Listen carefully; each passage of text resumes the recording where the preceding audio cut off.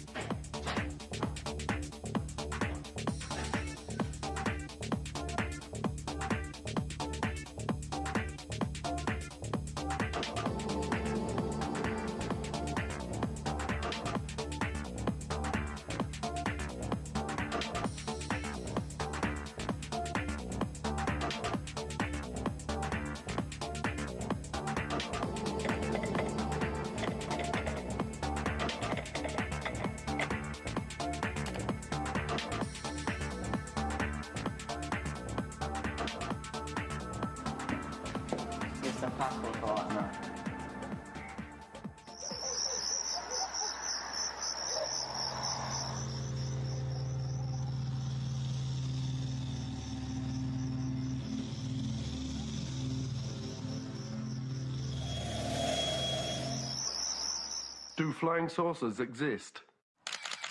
Are extraterrestrials real? Is there a government cover-up? For nearly 60 years, denial has been the only official position of the governments of the world relative to UFOs, alien abductions, and extraterrestrial contactee reports. Endless debates have raged over the thousands of documented cases that have been brought forward without official recognition. Some have been monumental incidents involving hundreds or even thousands of people. Roswell, New Mexico, USA. July the 4th, 1947. A flying disc crashed. The debris and alien bodies were flown to Wright Field Air Force Base in Dayton, Ohio. Suffolk, England. Rendlesham Forest, December the 26th to 28th, 1980. A triangular-shaped object illuminated the entire forest with white light.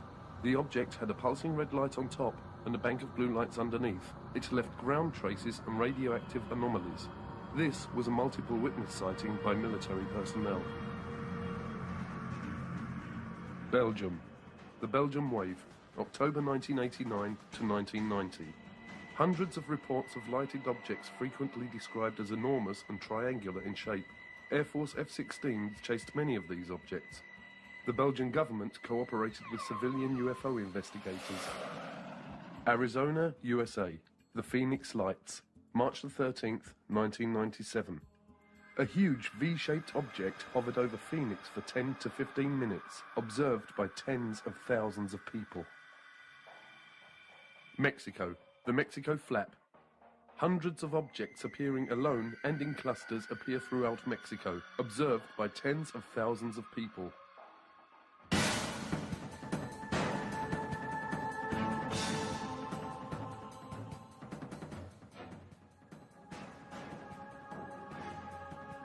Flying saucers are real. On the Black Vault, you can download documents that prove that the United States Air Force bases have been breached by UFOs, their restricted airspace. that missile silos have mysteriously been shut down due to UFOs hovering over the base. I think you download that and you read it, you conclude, yeah, okay, UFOs pose a national security threat to the U.S. government. And in '52, I was an 8th grader and old enough to read for myself the big scream headlines that July about UFOs flying over the nation's capital and the Air Force planes not being able to catch them. They're there and they're paying attention. Incidents happened in the Soviet Union before it collapsed. Incidents happened all over the northern U.S., the ICBM bases, where they came down, hovered over the silos, played hell with the electronics. Pictures were taken. Hundreds of witnesses watched them. It's highly classified. You'll never hear that, except from whistleblowers and big mouths like me.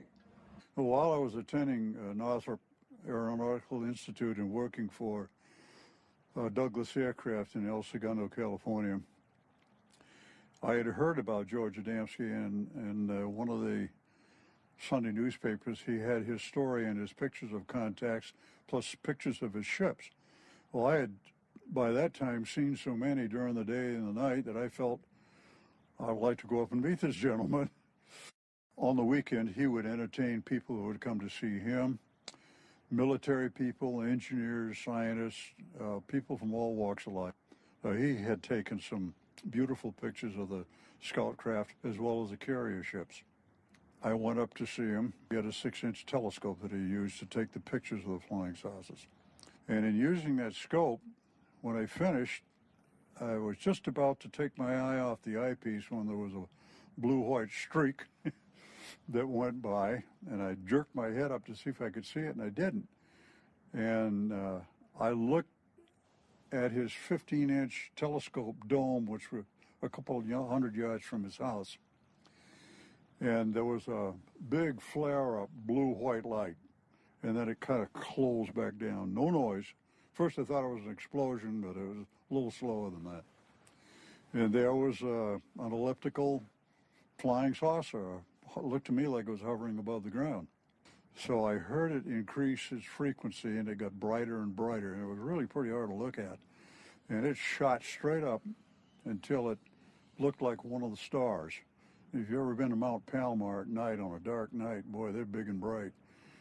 And it stopped for an instant, and then it shot over the horizon over San Diego. We have more than one witness who have been involved in the tracking of these objects on radar. You know, many people say, well, look, if this stuff was real, why are there no radar reports? I said, we have them. We actually have the radar tapes from the FAA. This is not just UFOs, and this is not being visited by guys from other planets. I was to learn later that our security, our intelligence people, our military people concluded and learned we were not merely dealing with interplanetary visitation. We were being visited by guys from other star systems, which technologically, you know what that means. They're not just from another planet like Venus or Mars or somewhere. These guys are from other stars. I'm convinced after studies since 1958 that the evidence is overwhelming that planet Earth is being visited by intelligently controlled extraterrestrial spacecraft. In other words, some UFOs are alien spacecraft. Most are not. I don't care about those. Most isotopes aren't fissionable. I don't care about the ones that aren't if I want to build a reactor. If somebody who had the clearance to carry nuclear weapons or launch nuclear weapons saw these objects over a nuclear facility and reported it and have documents to prove it happened, this is dispositive. That's what someone who is wanting to look into this, who says, well, could this really be true and I don't know about it, they need to look at that, and we've assembled it. We have a 600-page book of top-secret documents and the transcripts of these witnesses. We have videotapes. So I began watching the newspapers for any newspaper reports. I started buying magazines that had a UFO article in the magazine and collecting these, and from those I would get names and addresses. And I often called the people who wrote the articles to get them. Then I'd go interview those people myself, and if they took pictures, I'd try to get a copy of the picture, and frequently did. And then I began trading the pictures that I already had with other people that had pictures to get more pictures, and eventually built a library of pictures, probably the largest in private hands in the world. Is over 4,000 pictures of real UFOs. Now, if I can collect that many alone as a single individual working by myself, how many pictures do you think the government has got when every government employee is a potential investigator? Every agent on trained investigator, all collecting and contributing to the government file. They must have hangars full of pictures. What Air Force Manual 10-206 says is that a U.S. Air Force pilot who sees a UFO has to report it in a particular way and manner. They outline in this form exactly how to report it. They say list the size, the shape, direction of travel, how big the object was, what were the wind conditions like. And you go through this big form and say, you know, your UFO sighting. The manual then goes on to state that you have to forward this to the NORAD installation. This is that one Air Force base that claims, oh no, we haven't collected these things since 1969. The problem is this form was last updated in October of 2004. In 1977, I proposed and became director of a proposed extraterrestrial communication study done in conjunction with the Jimmy Carter White House. Jimmy Carter, of course, had a close encounter with a UFO in the company of 10 members of the Leary, Georgia Lions Club in 1969 while he was running for governor of Georgia.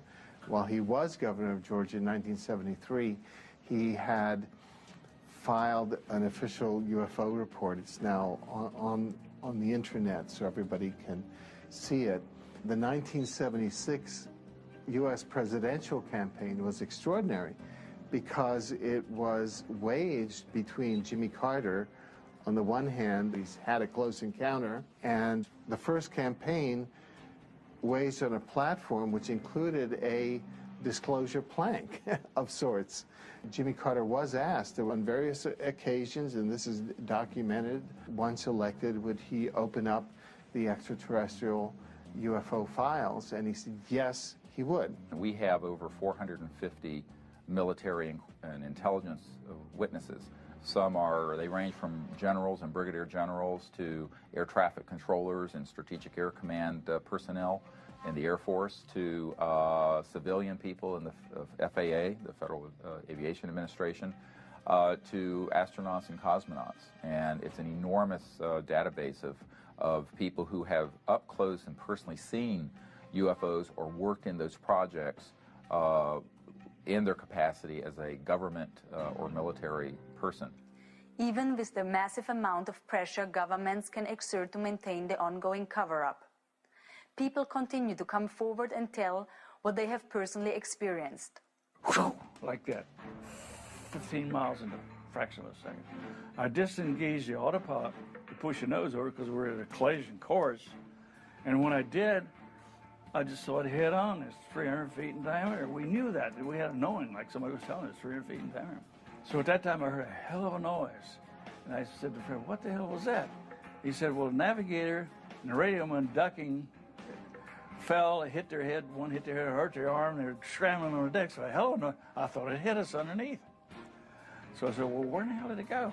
And Fred said, it's right over to the right. I can see it. I couldn't see it. So it drifted forward about 5 miles from it. It never got to the altitude that we were at, a few hundred feet below. I began to watch it. Well, we knew then it was a friendly encounter. They just wanted us to see him. So then I went to engage the autopilot again. The magnetic compass was doing like this. And the bird dogs, which is direction finder, the two bird dogs, they were pointing right at this thing, just vibrating like this. And there were a lot of electrical things in the airplane that went haywire. So I told Fred, did you see that coming? He says, it was close. It was doing this. And so I went back to the vacuum operator. That's the old airplane that vacuum operator, hydraulic operator control. So I go back to that and so then we sat there and watched it for a while because it just paced us, stayed with us. And so the other crew wanted to land at large engines, so I had sent back. They came forward. Al Jones, which was the original plane commander, took my seat and was still there. He was watching it. And as I was walking back aft, he decided he was going to chase it. And so he disengaged. When I get back aft, I wanted to see how the passengers were doing. They're all on the right-hand side. They could see it underneath the wing. And then, I recognized the doctor back. He was a psychiatrist out of Bethesda, Naval Hospital, plus a lot of other things. So I said, I better talk to him first. So Cornell said, did you see what we saw, Doc? He grinned at me and looked me straight in the eye. Yeah, and he says, yeah, that was a flying saucer. I didn't look at it. I don't believe in such things. When I was 16 years old, I was walking down the street in Arlington, Virginia, and saw 7 red light type UFOs over Washington that made headlines around the world. And since then, I've seen 8 alien vehicles on 8 occasions. The sightings I've had are more things flying right by or bluish-green orb things. I've had 5 sightings. Never reported them because I don't need the grief. But the trick is you can't mention the company name or be in company uniform. 2 of my friends, excellent pilots. One of them was a famous pilot, and they both got fired for doing interviews like this, but they were in uniform. Since I've been a child, I'm looking up into the sky thinking, is there more than just us human beings in this huge universe? And now I do believe there is more life forms, different life forms, and more dimensions than we can perceive. I've had several sightings. Probably the closest sighting would have been back in 1974. I was driving back between Ottawa and Montreal, going towards Montreal. And I remember going on the highway, and we came within literally probably several hundred feet of a huge, huge ship. And at first, we were driving away here, and I'm thinking, am I really seeing this? And we slowed down and sort of peeked out, and an enormous, enormous ship. I would have to say that it was two, three times the size of a 747. And it completely silently glided over across the highway, and we saw it go off into the distance. So there was no mistaking that was not anything at that time that would have existed conventionally or militarily. I was a lieutenant from the Bulgarian Air Force. My plane was MiG-21. What I believe there is much more going on than we can see with our naked eye. Being in the 3rd Battalion, 7th Marine Regiment, we were pretty active. We were on the East Coast in an area called the Punch Bowl, which is just down the road from Heartbreak Ridge. We had a lull in the fighting, so we just sat around and played poker. And somebody looked up and said, "What the heck is that?" We all looked up, and there was, it looked for all the world like a chrome hubcap setting up above us. And if you looked at it, it kind of had a watery, shimmery look and a little bit bluish white periphery. And from time to time, it would appear to be elliptical and sometimes circular. So I imagine it was rocking a little bit. And it's just a hint of a dome sometimes on it. But we watched it, and our colonel came out and took a look at it. He made a phone call. Pretty soon, 4 F-86D model Saberjets came out, and they tried to get to the object. And it appeared that they hit some barrier that you couldn't see, because they would stall out and do a 1.5 turn spin and then pull out at the bottom. Flying saucer finally decided to leave and got very, very bright. And it was pretty difficult to look directly at it. But it rose straight up and it went through the overcast. Now, when it went through the overcast, there were 3 black rings that radiated from the flange of the craft and went from the flange of the craft all the way over the horizon with no sound at all. And what it looked like was somebody dropping a pebble in a glassy pool of water, and the rings were spreading out. In January of 2005, 5:24 in the evening, I was driving south on Interstate 25, south of Denver, and I see this black object coming up the road, above the road, in the sky. And I thought, that's curious, what is that? As I get close, as we close, I see that it is a solid object. I thought it might have been Canadian geese for a start. I thought it might have been a piece of plastic blown up in the breeze like a kite. But I could see it was a solid object It was not affected by a breeze in any way. It was flying on a straight course. It looked black. It may have been some color, but because it was silhouetted against the sky, it looked very dark. It looked like a plank. It looked like a board, an oblong shape. It was bizarre. It had a couple of little bumps on the leading edge on one end. I thought, well, if it's just junk, that would be random, perhaps. It certainly wouldn't be symmetrical. And I looked out the other side, and sure enough, it had the identical bumps on the other side of the leading edge. So it was an anomalous object. Could I identify it? Heck no. I couldn't relate to it. It had no sweep back, no anhedral, no dihedral, didn't have any external power plants, no wings or no tail empennage, flight control surfaces or probes. A search of the term fast walkers on the internet immediately reveals references that fast walker is a code name used by various government agencies to refer to UFOs, or, as they are sometimes called, non-referenced targets. Okay, that's holding pretty well. Craft that I recorded that did the 180-degree turn down on this portion of the screen, they're called fast walkers because of their speed. The whole episode took about a half a second to perform or less. We're talking milliseconds. And that kind of lets you know that it's not an Earth satellite that we're looking at because it's moving so fast. Plus the fact our satellites don't change direction 180 degrees without changing speed or 90 degrees. And I have seen many of the shadows go up and do a 90 degree right across the screen. And sometimes you'll see 3 or 4 objects in formation. It looks like formation flying, and one will branch off to the left and one will go to the right. Somebody coined the phrase fast walker, and it's appropriate. The fast walkers are these very rapid-moving electrogravitic and anti-gravity disks and craft of various shapes. The National Security Agency actually for a long time had called these ETVs, extraterrestrial vehicles. And from the military who have tracked these objects, and they've been called fast walkers because, as opposed to slow walkers, which are satellites, because they move at enormous speeds. For example, they've been tracked at going tens of thousands of miles per hour in the atmosphere and make a right-hand turn without decelerating. Well, you can't do that with a conventional system. You have to correct for gravity and mass inertia. That's what these things are doing. So these have been tracked on dedicated and classified radar systems. Occasionally, people who are on an ordinary system will pick them up. Today, the internet is literally alive with websites that are filled with detailed reports, many of which include convincing videos and pictures of unknown crafts and alien-like creatures. I live in Phoenix, Arizona. I am a sky watcher, a UFO hunter. I have a website called seeingufos.com.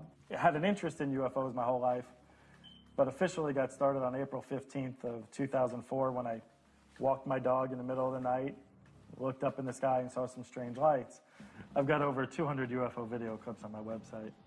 I'm more interested in the day footage. Now, the day footage is completely different because that's harder to dismiss, you know, so I would have to say every other month it seems like I'm catching something. And I go out every day, pretty much 6 days a week, a couple hours a day. You know, you add all those hours up and that's a lot of time just to catch one thing for 20 seconds. But that's more than most people see in a lifetime, so I think that's better than nothing. Well, I'm involved in the political resolution of the what we now call, I prefer to call the truth embargo that the government imposed on the facts regarding an extraterrestrial presence. That presence has been established, I think, many times over by the citizen science research that's been going on since the 40s. The government did studies, but they were primarily for show. And the issue, from a government standpoint, has been managed very intensely since '47, at minimum. Managed in the sense that the government was going to deal with it, but deal with it within the national security structure and never acknowledge that there's anything to this. But in fact, there is. I mean, we are being engaged as a planet and as a species by other beings. Possibly multiple species. This has just been proven beyond any doubt at all. Anyone who reads the research who isn't compromised by being either an idiot or in the employ of the government management of the issue can only arrive at one conclusion. The evidence is overwhelming. Videotape, daylight discs, nighttime discs, photographs, direct pilot sightings by the thousands, millions of sightings around the world, direct testimony from direct government involvement. And of course, you've got an entire contactee body of evidence that's now in the tens of thousands of reports. Now, like never before, astounding events are transcending national and geographical boundaries, currently happening in Brazil and Mexico. Unprecedented UFO sightings are sweeping the entire area of South and Central America. Does the key to understanding UFOs and aliens and their relationship with each of us lay in being able to simply perceive what is in a higher spectrum, like seeing the infrared range or other dimensional frequencies? Images gathered from infrared cameras in Mexico and the special cameras used in Brazil seem to indicate that the aliens and their crafts may in fact be all around us. Jaime Maussan is one of Mexico's foremost journalists. Internationally known and respected for more than 3 decades of journalistic work, his investigations and reporting in the UFO field have made him an icon to UFO researchers worldwide. Jaime's weekly network television show, 60 Minutes, in Mexico reaches millions of people each week and regularly carries segments on the subject of UFOs. This flap has been recorded in video. It means that we have evidence to prove that something is really happening in the Mexican Republic. The video camera had become the most important instrument to really capture this new reality. Even the Mexican Army, the Air Force in Mexico, recorded UFOs. That the video was given to me, and I released that to the world. In that case, that happened on March the 5th, 2004. The soldiers were able to record something that they couldn't see with their own eyes. And that's amazing. That was the first time someone recorded something that they weren't able to see.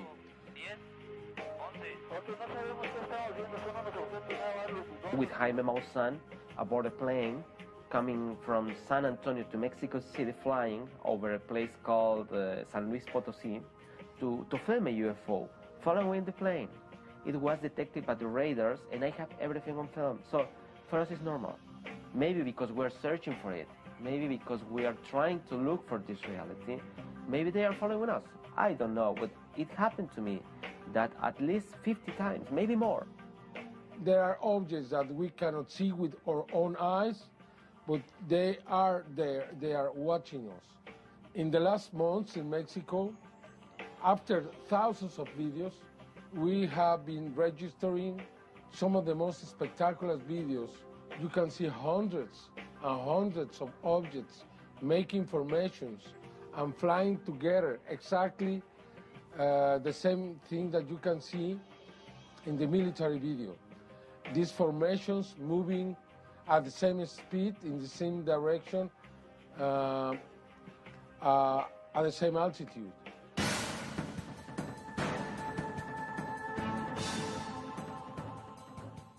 As the more one researches, the more one discovers that literally tens of thousands of very credible people of every age, occupation, and nationality are claiming that they have had personal contact with either aliens or interdimensional beings. Credible researchers now say that as many as 60 different species of intelligent, superconscious beings have been interacting with humanity for millions of years. Physically, they're humanoid. Their skin is as white as a piece of paper. Throughout much of their adult life, they're the same height that I am, 5'11", 6 feet tall. Their eyes are perhaps twice as large as ours. They're typically blue eyes with white pupils, although when they get older, especially the men, their eyes take on a pink shade. Their eyes stretch further around the sides of their head than human eyes do, and their ears and their nose are only about half the size of human ears and noses, and their ears lay back along the side of their head more than a human does. Their lips are not as prominent as humans, and they don't have teeth, they just have ridges because they're plant eaters. They don't eat meat. How can we know for sure exactly how many extraterrestrial races are visiting us or interacting with humanity? I mean, there are different sources disclosing some of that information. I found none the most credible to be whistleblowers, people who have worked in these various secret projects who in some way have kind of been given information that gives them an idea of exactly how many races are here. One of those sources is a sergeant who worked for 22 years in the Air Force, Clifford Stone, and he was involved in these top secret projects that involved the retrieval of crashed discs. And in that process, he was able to get quite a bit of information on how many extraterrestrial races are visiting us. And he came up with the figure of 57. Others have come up with slightly more. Another prominent whistleblower or a former employee of the CIA is John Lear, and he talks about over 60 races that are visiting the Earth. On one night, I saw between 200 and 300 different tall white individuals. There were so many I couldn't count them, lined up along the mountains to the east of, up along where the ammunition bunker was. On the night that the tall white lady known as Pamela was supposed to finish her final exam to be head of the technology transfer team to go into Livermore. In amongst those 200 or 300 tall whites, and that's just an estimate because I couldn't, it was a crowd of people and I couldn't count them all. There were also American Air Force personnel, nobody below the rank of colonel. There was like a 4-star general, a 3-star general. There were several of them. There were also several American government people in civilian clothing over there. Could it be possible that our universe is not only immense, but that it is full of life, and that there is a great diversity of this life spread throughout our own local galaxy and even our solar system? Equally outstanding is the recent revelation by the government of Brazil of their intent to turn over the official UFO files dating back to as early as 1954 to the people of Brazil. Well, the Virginia case is probably the best well-documented case that we have in Brazil and probably in the world. Yeah, you know that over 80 witnesses came forward, first-hand witnesses came forward during the first weeks, and they are still coming after it happened. During all these years, we still keep getting witnesses that come forward and tell us pieces of the big story that we know that comprises the capture of at least 2 alien creatures in the city of Virginia. We know for a fact, because we have it all documented, plus the witnesses have confirmed and cross-confirmed that one alien was captured in the morning of that day, which was a Saturday, about 10:30, by a fire department and some personnel from the Army. Another creature was seen at the same day by middle afternoon by 3 girls. It was them who called attention of all the city to the fact that strange creatures have been seen, because when the first one was seen and captured in the morning, it didn't draw too much attention. But at the afternoon, when the girls saw another creature and then spread the word to everybody, we saw the devil, that's what they thought they saw. That night of the Saturday, January 20, 1996, that second creature, probably the same one saw by the girls, was also captured by a police troop, a police car, actually a military police car with 2 policemen inside. The one who was sitting in the passenger seat was Marco Elixerezi, and he was lucky enough to be the one who spotted the creature and grabbed it with his own bare arms, bare hands, got back to the car, put the creature in his lap, and took it to the hospital. 25 days after that, he died on February 15 of some bacteria attacks, proving that his immune deficiency system was absolutely destroyed. And Army personnel and authorities kept it all secret for lots of time until the UFO researchers started protesting along with the press, and we did so much pressure that eventually information was released about it. The exobiological aspect, that the probability of life out there has actually increased over what it was in 1950. And the indication that there may be ways of traveling faster than the speed of light so that, hey, they can get here from there. It doesn't mean that they're coming in 5 minutes or they're coming every hour or every day, but you know, they might be able to traverse huge distances in a period of weeks or months or something instead of spending hundreds or thousands of years. Well, look at the UFO sightings. Maybe they provide the answer that they are here. There was talk in the war room about a study that was underway. And this study became initiated in 1961 as a result of an event that occurred early February in 1961, where a flight of unidentified objects were flying from the Soviet sector to the east over the Warsaw Pact, toward the west over the NATO lines. These objects were very high, they were very fast, they were in formation, they appeared to be circular in shape, and they were obviously under intelligent control. They came in a formation of what appeared to be almost 100 of them. And they flew in formation at a high rate of speed from the east over NATO, over the Channel, southern coast of England, where they turned, flew north, and disappeared from NATO radar over the Norwegian Sea. We found out that the Soviets had gone on alert, the Warsaw Pact had gone on alert because they picked them up. All of our Air Force and radar sensory devices picked them up. NATO thought those objects belonged to the Russians. We found later that the Russians thought they belonged to us. Both forces were to find out later that they didn't belong to any of us, that they belonged to somebody else. And of course the big question is, who the hell do they belong to? Who are they? What are they? Where are they from? They demonstrated incredibly high technology. There were not jets. There were no contrails. They were circular. They were metallic. They were in formation. They moved, obviously, under intelligent control. NATO SHAPE, Supreme Headquarters Allied Powers, initiated a study in 1961, which was underway when I arrived in '63, to determine what the hell these things were. Some experts now claim that societies exist in our universe at every conceivable level of social and spiritual development. Societies and civilizations that express themselves in countless manners of physical forms and spiritual ways. Have great wars and conflicts occurred within our own solar system? Does our true planetary past include rebellions and disputes that have raged throughout our heavens?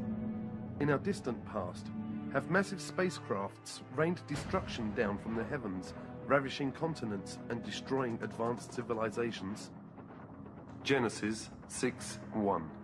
When men began to increase in number on the earth, and daughters were born to them, the sons of God saw that the daughters of men were beautiful, and they married any of them they chose.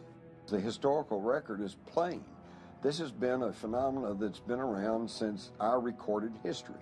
The Vedas, the Hindu Vedas, which are among the oldest writings in the world, talk about the flying Brahmas and how that they were used to launch weapons and blow up cities and all this stuff. You know, again, we've got Ezekiel, and it just goes all the way back. So they've been here all along. If their game plan was like an Independence Day type invasion where they're going to blow up everything and eat everybody or whatever, it would have happened long before now. My main question was, is God out there too? If God's on this planet, is he out there too? And those questions were answered by reading the Bible. And that really set me on this journey to understanding the abduction phenomenon. What is the reasoning for this?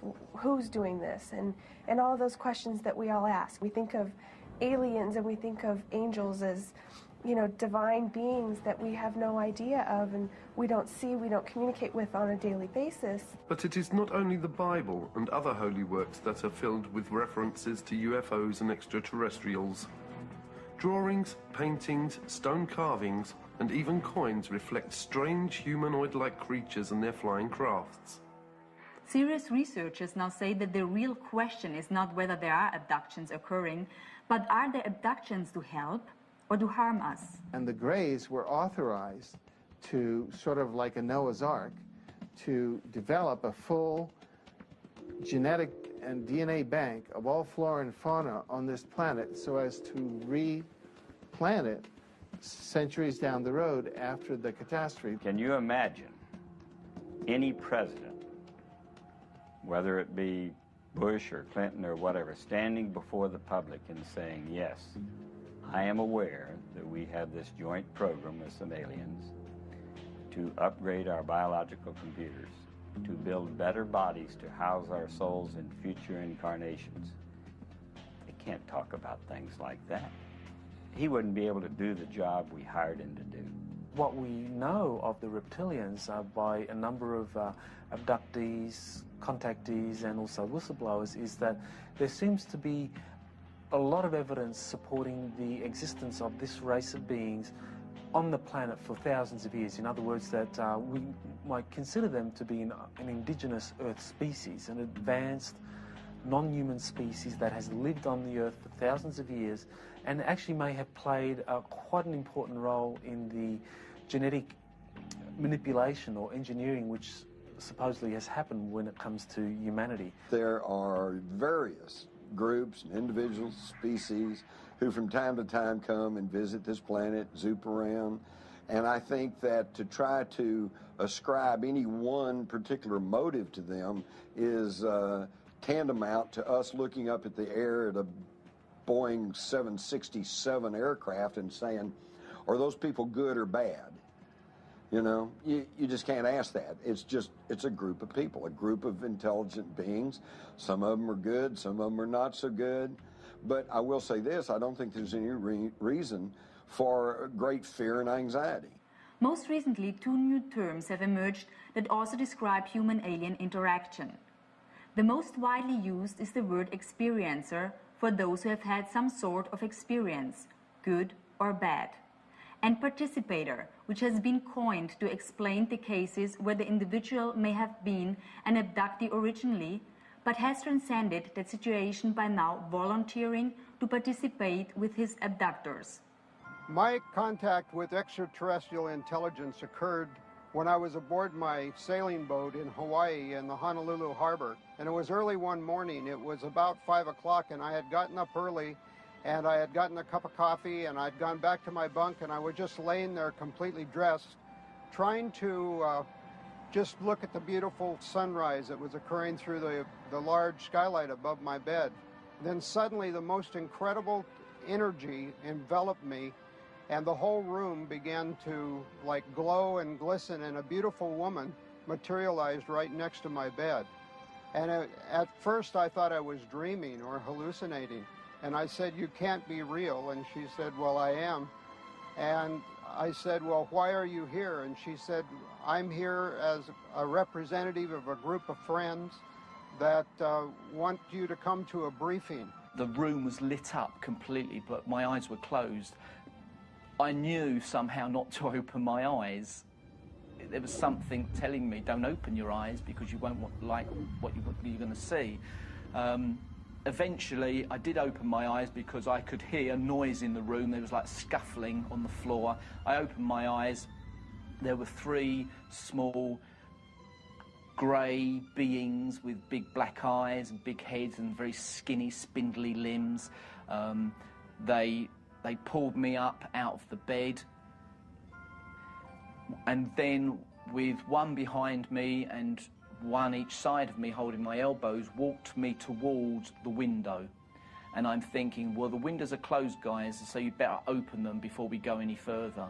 So there was this rationality and irrationality going on at the same time. I boarded what could be called a saucer. It was some type of an interdimensional vehicle that took me to the briefing that was occurred on a planet, the local planet here in our system. It was Jupiter.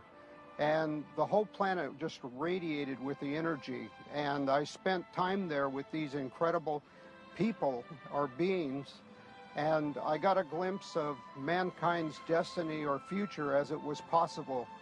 And as we approached the window, I closed my eyes, and as I did, I felt this stickiness. It was a stickiness and a feeling of something being pulled very slowly across my face. It wasn't painful, it was just very, very weird. I opened my eyes because I felt cold, I felt wind on my face, and I was aware that I was now floating outside of the window, 3 stories up, looking down at the car park with a very bright light above my head. I couldn't really see what was above my head. I was just aware of this very bright light. One little grey on each elbow. I was aware of them, and we floated up into the craft. And people have said, well, then you were abducted. And I said, no, I went very willingly. And they've also asked, how can you tell if you were to meet an extraterrestrial? And I would have to say the energy field, because when they're in your presence, they absolutely resonate at a frequency that's so much higher. And it can only be described as, dealing with them could be described as ecstasy. I had been taken in the middle of the night while I was asleep, and I was asleep through the whole thing until all of a sudden I felt some pressure going up my nose. And it startled me so much that I opened my eyes. And when I opened my eyes, I saw this large-headed being with gray skin, large black eyes, and small other features that was looking down at me. And he had long fingers that he was using to hold this instrument that he was using to shove up my nose. I feel knowledge is power. And someday, maybe next week, maybe tomorrow, maybe 5 years from now, we're going to get all of the proof we need that somebody exists. Hey, an ET might show up and I might actually get an interview. The point is that the more we know about this subject, then less legend can take over. If you see a craft hanging near you, don't get out of the car, don't stop the car, don't see what's happening. If you see one coming towards you, you don't have to be an abductee. If you don't want to be, they go away, evidently. We have tens and tens of people telling us, said, I don't want to do that anymore, and they let them go. What we call abductions, or certain categories of abductions, took place as a result of an authorized genetic upgrade of the human race, trying to get us out of our warlike ways and ecologically ecocidal ways. The indigenous reptilians seem to have a very strong interest in the biosphere of Earth being stable, that it's not jeopardized unduly. And some who have kind of analyzed what the reptilians have been doing or had some kind of interaction believe that this is because the reptilians view humanity as a resource, and they don't want that resource to damage itself or damage the biosphere. They had about 18 scientists that all had been working on the project, various stages of the project, gathered around a big oval table in the Los Alamos headquarters with Edward Teller, the head of the Atomic Energy Commission, sitting at the head of the table. One of the aliens on the opposite side of the table from my engineering friend put in a white shirt and slacks so he would look less alien, but he still had his alien bigger head, bigger eyes, black eyes. And he was sitting in the conference, and the only people that he could understand everybody else because he was telepathic. And the only way he could communicate, though, was with the signs that he had developed with my engineer friend to answer the question. But here's a man, an alien from another planet, sitting in a conference in 1968 in Los Alamos headquarters on the progress of learning how to bridge the gap between the alien technology and ours. They were going to suggest to the American generals additional technology exchange projects, and I think they were using me as the test guinea pig to take me on board the scout craft, and then they could test my reaction to what I was impressed with and what I wasn't with. My life changed, and I was never, ever quite the same. So the study itself was not as complete as it could have been. They concluded what they wanted to conclude. One, there was not a threat involved. Two, They weren't the Soviets. 3, the evidence was overwhelming. They were extraterrestrial. 4, there were 4 groups involved. 4 different groups. And they were all humanoid, but they were not human. Only one of the 4 was what we considered to be human. One group out of the 4 looked so much like us. I mean, almost identical to us. They could have put on these guys could have put on a suit and tie. And for the females, because we encountered some of them as well, they could have put on a dress, suit and tie, coat, jacket, sit down with you, next to you in a restaurant, sit next to you in a theater. You'd never know. Le persone come noi, che hanno un corpo come noi. That have a body like ours. In questi UFO, In these extraterrestrial che io prendo poi quando parlo, vehicles, lo prendo in senso largo, cioè anche delle persone che o sono dentro he says, I'm using this in a large sense. Or the people are inside the craft. ma questo è molto molto difficile pensarlo, oppure comandano, ma sono distanze enormi.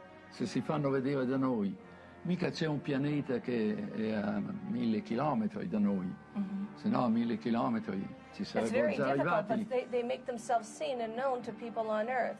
Quindi è molto ragionevole che siano dentro. So it's probably logical that they're inside a craft instead of coming from somewhere else without a craft. E quindi sono persone come noi, composte di una parte spirituale, che la chiamiamo anima. Gli UFO, io non ho mai parlato con un UFO, non ho avuto... He says they would have to have a soul like we ma che do. abbiano anche un corpo, devono averlo un corpo, They'd have to have some kind of e body. se no sarebbero angeli. Otherwise they would be angels.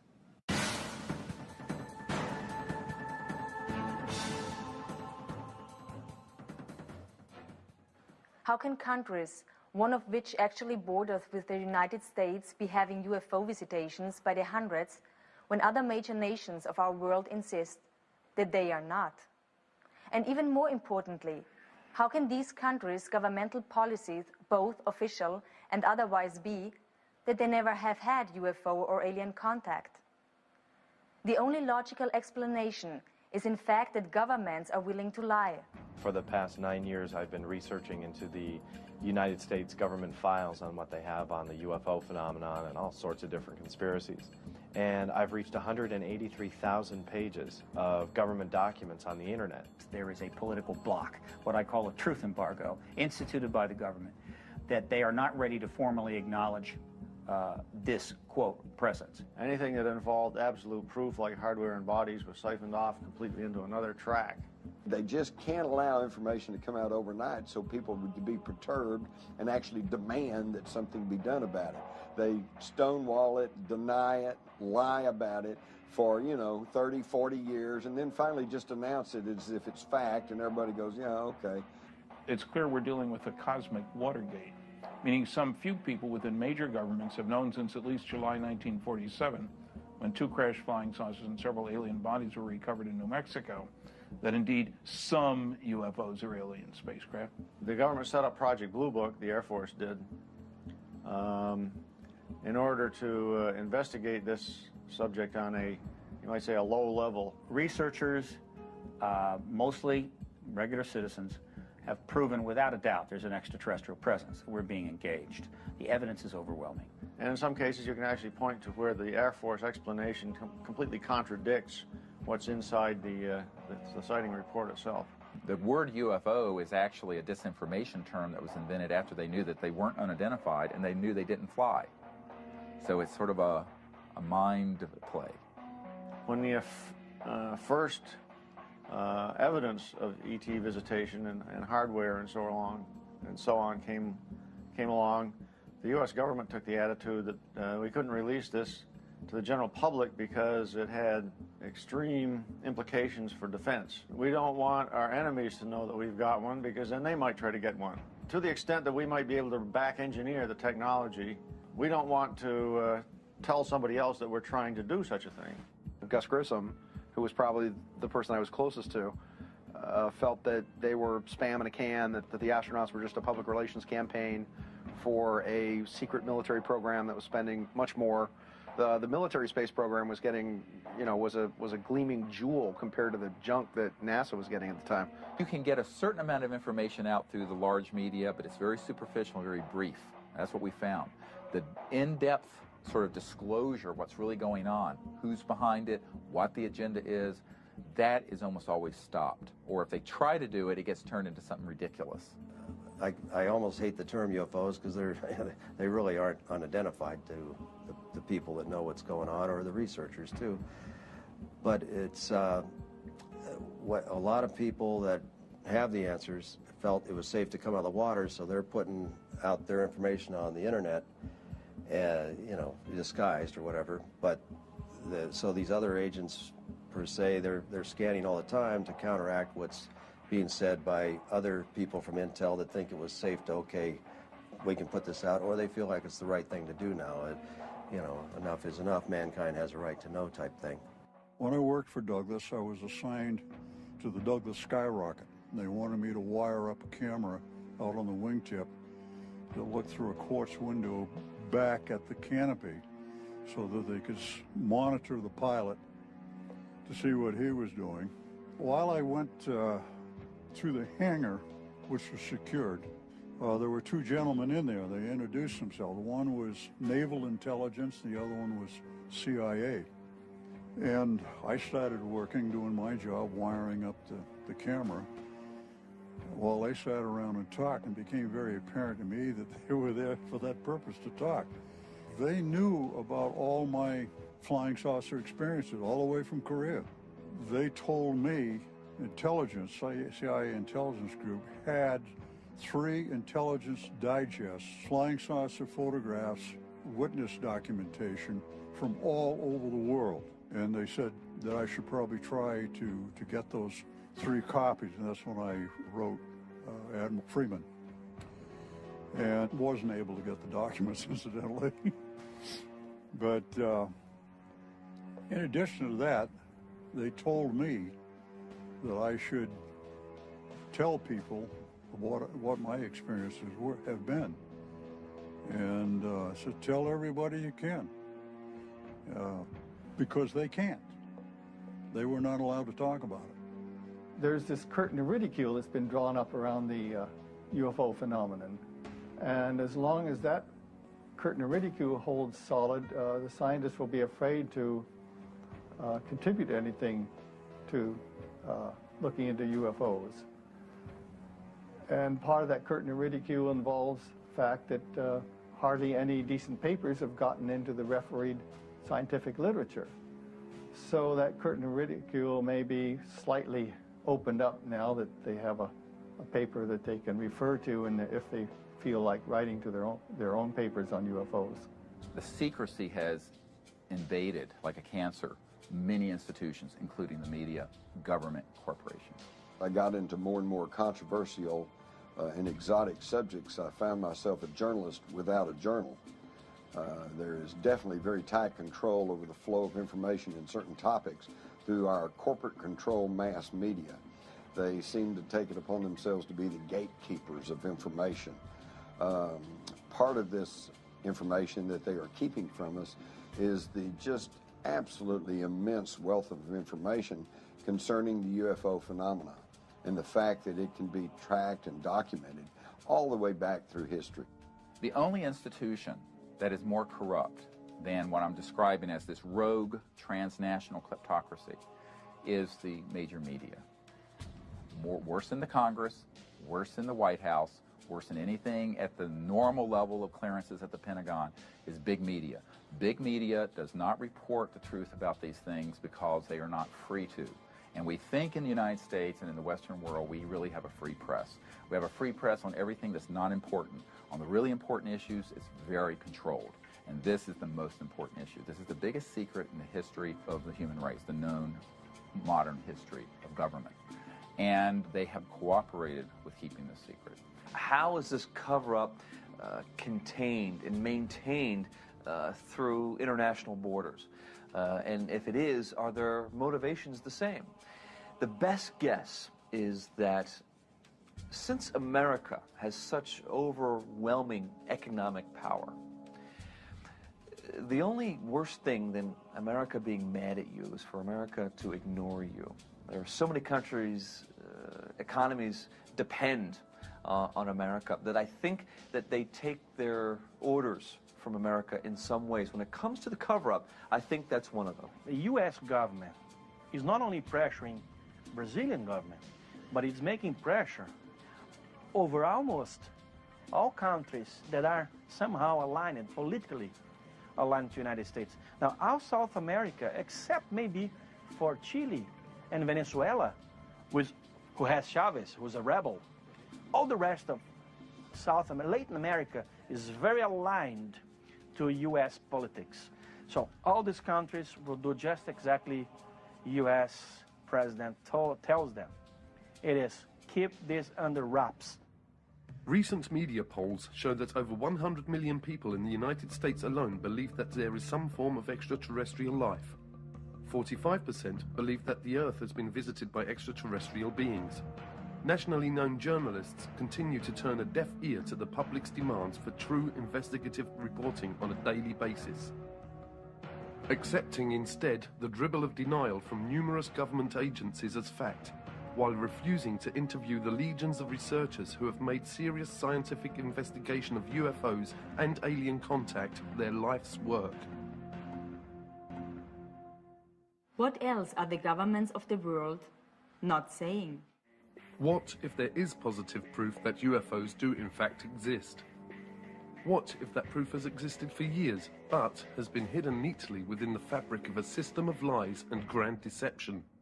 We need to be very concerned about the way in which this whole area has been managed by the national security agencies responsible. By maintaining secrecy, keeping people in the dark, it means that we really don't know whether this secrecy and withholding the information, withholding the technologies from the general public arena is really for the best interest of all of us. The problem has been since the early 50s, and I have the government documents. The United States government has instituted a policy of denial and control over the information. Nothing happening there, folks. Nothing happening there, folks. And if somebody persists in saying, but I saw it, then they're ridiculed. You've got a screw loose. Something's not right with them. This is absolutely just unconscionable in a country that pays lip service to freedom and individual liberty, because there have been so many people whose lives have been wrecked, whose families have been wrecked because of this policy of denial and ridicule over a phenomenon that has happened worldwide for centuries. Disclosure has a very defined definition. It means the formal acknowledgement by the governments of the world of the extraterrestrial presence. As fellow inhabitants of planet Earth, we live in a rapidly changing world. The advent of modern communication networks and the internet has made maintaining the UFO cover-up a difficult and demanding undertaking. Brian Vike of HBCC UFO, it's the #1 UFO website to send information to. Him and Rents and UFO Casebook are the 3 places that I always send my footage to, because they will only put verified sightings on their site. They just won't put junk up there. And I know they get over 3, 4, up to 10 million hits a month. For over half a century, the United States, Great Britain, and a host of aligned countries have been able to maintain a vast web of secrecy over what is actually happening worldwide relative to aliens, or what are generally known as EBEs, extraterrestrial biological entities. But that is rapidly changing, and disclosure, the lifting of the truth embargo, is now taking place. I'll be getting over 500,000 hits this month. But the interesting thing about that is that a couple of thousand of those hits each month are from the military. As far as sharing information on the internet, that is the best way to do it, and probably the safest way, only because I know I've sent DVDs to people and they haven't received them. And I would email them and say, look, I'm going to send you a DVD. Can you analyze it for me and let me know what you think this is? And 2 weeks later, they'll email me and say, I never got it. I'm just waiting for that day when they come knocking on my door and want to talk to me about it. But until that day, I think I think they know who I am. I think they know we're here. I think this is the way it's going to be done from here on out. Because the military definitely doesn't want to talk about it anymore. Because everything at night to them is a flare or an airplane. On the contrary, we have all this evidence that shows otherwise. Like the dawning of a new day, the internet is quickly sweeping away the darkness. The truth will not be stopped.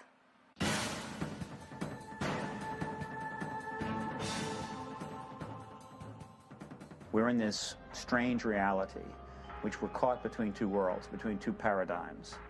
And the bridge between, or the door between these two paradigms is what is now called the disclosure event. Recently in Washington, D.C., a press conference was held in conjunction with an international event, the X Conference, where a panel of eminent scientists and researchers broke the silence and spoke out and called for a full international disclosure and an end to the truth embargo relative to UFOs and extraterrestrials. If I was an in-the-know person, high up in government or finance, and I knew about the extraterrestrial issue, and I knew about sequestered technology, and I knew what it could do when it was released, my position would be this. Let's keep that technology under wraps as long as possible, while we sell as much of the rest of the oil as we can for as much as possible. And then we'll take that money, and we'll use that to own the extraterrestrial technology, right? The point is, there's always people in the know and out of the know. Sometimes it's about stuff, and, you know, you're in or you're out. But there are some things you can't have the in the know and out of the know. Basically, what we're calling on today is for the government of the United States to take the issue of extraterrestrial life, where it has been stuck in conflict and for the last 60 years, and take it out of the military intelligence agencies and put it into the Department of Education and the scientific departments where it belongs. Take it out of the threat scenario agencies where it is funded as a potential threat, and put it into the opportunity agencies where it is funded as a matter of education and advancement of knowledge for mutual benefit. There is an overwhelming mass of proven, real government documents that have been released largely through the Freedom of Information Act that show decades of, for example, airspace violations, very sensitive places by objects doing what appear to be the impossible. We have these documents from the 1940s, we have them from the 1950s, we have them from the 1960s, 70s, 80s, and beyond. So these airspace violations continue. They are provocative, they are at times seemingly confrontational.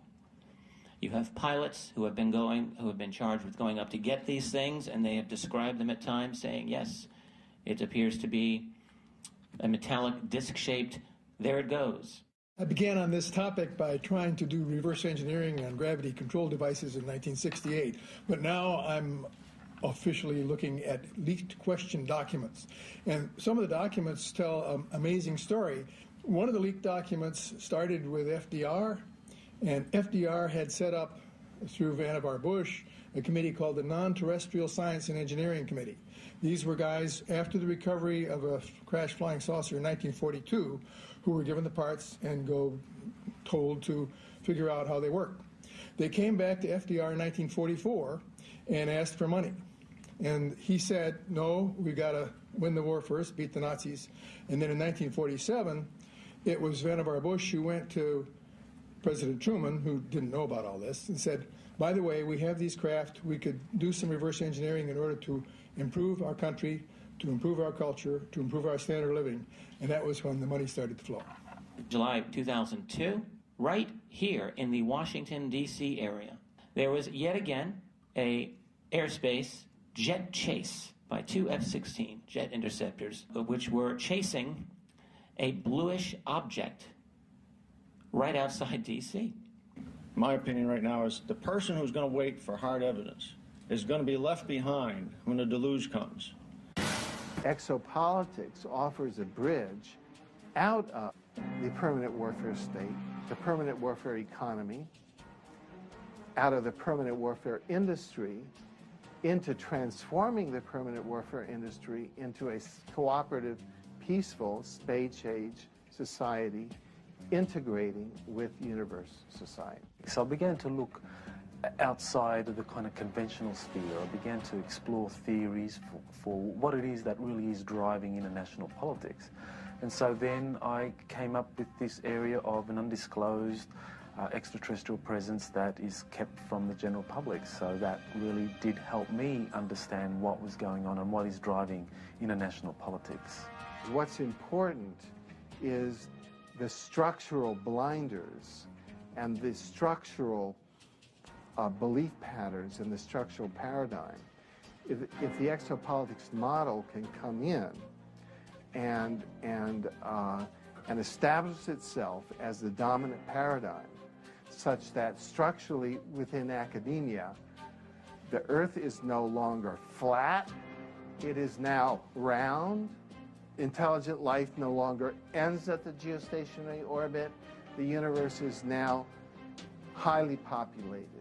It's that sort of sea change that we need to unleash the huge public investment and private explosion of creativity and cooperation to turn our spaceship around to be able to survive the environmental pressures that are coming now, which have been the result of the embargo that we've been under. Are we, the people of Earth, on the verge of technological destruction? Has our use and testing of nuclear weapons already triggered an interdimensional countdown that is now moving us as a planet towards some kind of interstellar intervention? Even though there's clearly no evidence, I want to emphasize this, that these extraterrestrial civilizations are hostile towards us, I think they're very worried about our hostility. I always turn this on its head, because most of these sort of documentaries are always like alien invasion and all this stuff. No. The issue is that, if they were hostile, we would know it by now. It's clear to me that what's going on is that they're very concerned that at the time that humanity reached the ability to go into space, early space exploration, 50s, we also had already developed weapons of mass destruction and thermonuclear and hydrogen bombs and stuff. And that the coincidence of that, the coming together of those two things, put a big red flag over Earth. And so if you look at the databases from the 50s, 60s, 70s on forward, not only in the United States, but in Great Britain, in the Soviet Union, in China, that wherever we had space, aerospace, and nuclear facilities, there were a lot of these so-called UFOs being seen. These groups that are interested in us at least seem to show some benevolence. I think would probably step in and keep us from blowing the hell out of ourselves if it push come to shove. The onset of the whole UFO phenomena beginning about 1946, 47, and that I don't think it's coincidence that coincided with our development of nuclear weapons. And I think that out in the universe, they were horrified. They said, oh my God, the kids have found the matches. Well, they don't want us to destroy ourselves, and they don't want us to destroy this planet, and yet they're prohibited from directly intervening in our affairs and in our evolution. So I think that we've got crop circles and animal mutilations and abductions and sightings and increasing sightings and all like that, so that it's not directly impacting on us, and yet over this conditioning period we are coming to understand that we're not the only ones in the universe. And I think they're trying to kind of boost us up the evolutionary ladder so that we can grow to be full-class members of the intergalactic community instead of destroying ourselves through our petty bickering wars and nuclear holocaust. Like the dawning of a new day, the internet is quickly sweeping away the darkness. The truth will not be stopped. We're now seeing this wall of censorship cracking apart in the United States. Just recently we had a major TV network special, and I found it absolutely amazing because Peter Jennings of ABC just very matter-of-factly told a national audience that the Robinson panel of the 50s and the Operation Blue Book, Project Blue Book of the 60s were not really scientific-based investigations. They were just public relations efforts to try to get people not to be thinking about UFOs. So in other words, all you folks out there who are old enough to have seen all the newspaper reports on the Robinson panel and hear what Blue Book said, it was just hogwash. Never mind. The non-human intelligence presence has been here for a long time, that Colonel Philip Corso said there are 57 different races, and that some accords were made to talk about their presence, whether it be Hollywood, movies, or whatever, including the ABC special, that if it isn't done soon, they will probably do it. Extraterrestrials are not a national security issue. They're an educational and social issue for our society, and they may be a spiritual issue. When I retired from the military, I went to work for the Federal Emergency Management Agency, and I worked with them for 14 years. So I've got 42 years of government service behind me, and throughout all those years, I had the very highest security classification you could have, top secret. When I was in NATO in 1963 through 1967, I had cosmic top secret, which was and still is the highest level of security in NATO. That's how I got involved in this crazy UFO field. Through the 50s and 60s and 70s, we referred to aliens as extraterrestrials. But now that science has been catching up with us to a certain degree, we have changed our definition of an alien. It's probably more accurate to call them extra-dimensional beings, because that would explain their ability to traverse vast distances. They operate in more dimensions. I mean, even the current theoretical model of the universe is upwards of 30 dimensions. So we're living in a multidimensional universe, and so it's not uncommon to theorize that we're going to encounter beings that operate in more dimensions than we do. And that would explain a lot of the phenomenon related to UFOs, how they're able to appear and disappear, move very fast, do all the things that the ETs go, walk through walls, have remarkable psychic abilities and communicate telepathically.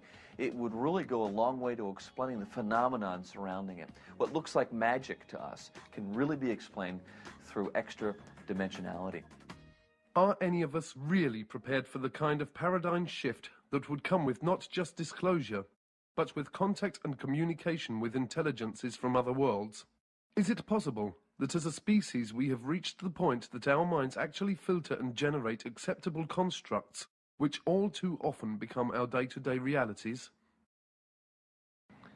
There is so little of your reality that is really based on truth that it's just stunning. Ho sentito dire che ci sono altri mondi abitati. I've heard that there are other worlds that are inhabited. E Padre Pio rispose: And Padre Pio answered, e che vorresti che solo noi, in questo piccolo pianeta che è il nostro mondo, amassimo Dio, ma ci saranno tanti altri mondi nei quali ameranno il Signore. Would you believe that it would just be our tiny world that would be giving glory to God? There has to be many more worlds, many more planets that exist with inhabitants that would be giving glory to God. It is not just us. If I told you that, the very nature of the moon and Mars and most of the planets in the solar system is being kept from you for specific reasons, to make you think that you're completely alone and that these planets can't be colonized. Back in the 50s, the big question was, do they come from Mars or do they come from Venus? And by the 60s and 70s, we had gotten a little more sophisticated in our intellect and our thinking, and the question became, well, do they come from Alpha Centauri or Zeta Reticuli 4, okay? And in my study of all of this, I have kind of come to the conclusion that the answer is yes. The more you know about this field, it becomes almost paralyzing, because the more you know, the less you know. The more you know and the more open-minded you are about this, the more you realize that every answer you find just leads to 1,000 more questions. Vast sums of money are being siphoned through these different agencies into the coffers of the CIA, which then forwards this money on to the DOD. And this money is funneled through the DOD and goes into the black projects, which the DOD has direct oversight over. So the CIA is kind of like the bagman. It collects the money, it goes to the Department of Defense that actually administers how this money is going to be spent on different black projects. So the size, how much are we talking about? I think the best indication for just how much we're talking about here are the auditing irregularities that the Inspector General of the Department of Defense has himself identified. He identified in 3 years, it was 1998, 1999, and the year 2000. In those 3 years, they identified, on average, $1.7 trillion could not be accounted for in the Department of Defense budget. In other words, this was money that was being moved around in ways that could not be accounted for. And I think what that indicates is the true size of the black budget. We're looking at an infrastructure that is funded by as much as $1.7 trillion a year. Now, when you consider that the whole Department of Defense budget officially is just over $400 billion, we're talking about a vast infrastructure that is 4 times greater than the entire Department of Defense budget. As Jack Nicholson would say, you can't handle the truth. Is it possible that ancient and secret societies exist that have always had the real but hidden information? And have they, as a result of their ongoing familial knowledge, been manipulating and governing virtually all countries down through the centuries? Researchers point to the Illuminati and the power elite and their use of propaganda as carried by the mainstream media. Many believe that these powerful few actually control almost all information by implanting false knowledge and beliefs into our human collective reality. Essentially everything that you would want to know has been covered up. From the electrogenetic magnificence of your DNA being a spiritual antenna to the Creator, to the most amazing Pythagorean mystery school mathematics that is essentially freeing to humanity, in essence also very, very clear that everything in our world is a divine creation, and as the math is the expressive tool of the Creator for creationism.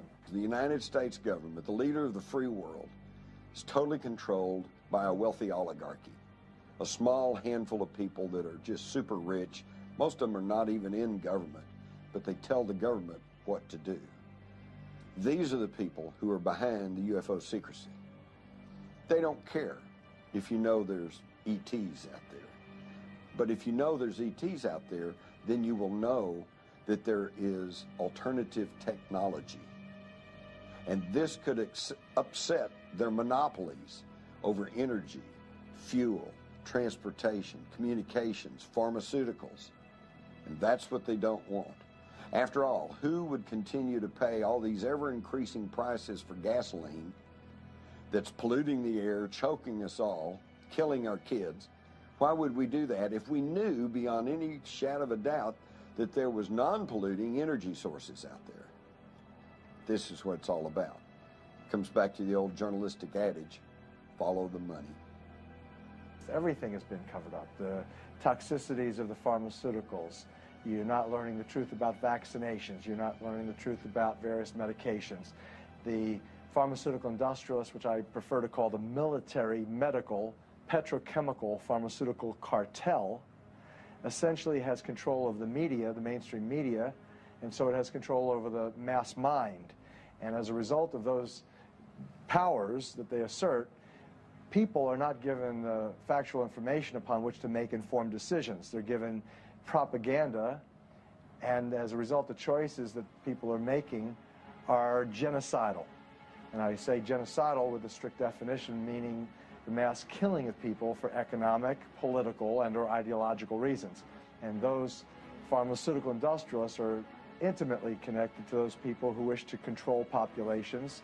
They've published the literature, what their intent is, not only how best to control populations, why populations need to be controlled, but ultimately affecting the technologies that are in place to do just that. Currently, 50% reduction in general of the planet's population that has been targeted for elimination.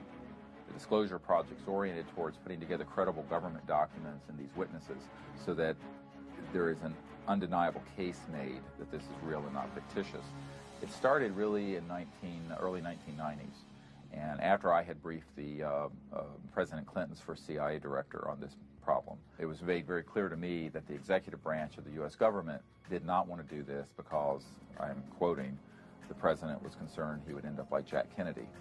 I'm not kidding. That was said to me by President Clinton's closest friend. Could it be that much of what we believe is illusion? Is it possible that the history of human civilization is not as we have been told? Have we as people been purposefully dumbed down? And have our governments only served to strengthen the bonds that bind us to our ignorance, not only of our past, but of our present and potential future? Officials in these agencies no longer represent the best interests of humanity, but are now representing the interests of a particular extraterrestrial race that they have been compromised by. So we pay a heavy price if we don't make this open, if we don't bring in transparency and accountability into this whole process. It means that we don't know whether or not those that are behind the policies are actually implementing these policies for the best interest of humanity, which is what they claim, or for the best interest of a particular extraterrestrial race. Some of the questions that we must ask include, are there bases on our moon? Are there structures and life forms on Mars and many of the other local planets? Have our governments made deals and treaties with other life forms that affect the future of all of us on planet Earth? People will continue zipping through our atmosphere, checking nuclear plants and so forth and so on. They have never been hostile. They pose no air security problems, whatever. The Air Force knows this, and the Air Force has made statements to that effect, that UFOs pose no threat. They are here. Not just the Greys, but the others who look and act like us. Perhaps they are here to instruct us, to help us safeguard our planet. Definitely rules and regulations that govern everything. And the councils have the history books of all of the planets and all the records. So when a planet reaches the point that it can support life, that's a very momentous time in the history of that planet. At that time, the planet is given its life charter. We're dealing with a big, big story. It's not just them. As I said, if it was that simple, it would probably been out some time back. It's really about us. It's who we are, what we are, how we came to be, and where we might end up going sometime. Life is never allowed to just simply spontaneously develop. That if it did, it would be very chaotic. If we could integrate, I call it the spiritual, but the esoteric or whatever. I mean true esoteric. I don't mean religion necessarily, because there's a difference, I think, between religion and spirituality. To produce a thinking, intelligent human being would have taken millions more years if it was happening by normal evolution than it would have taken. And it would still not have got to the point we are now. They create life on other planets because this is the way they were created, by what they call the archaic ones, the ones from the very beginning. Have been doing this forever.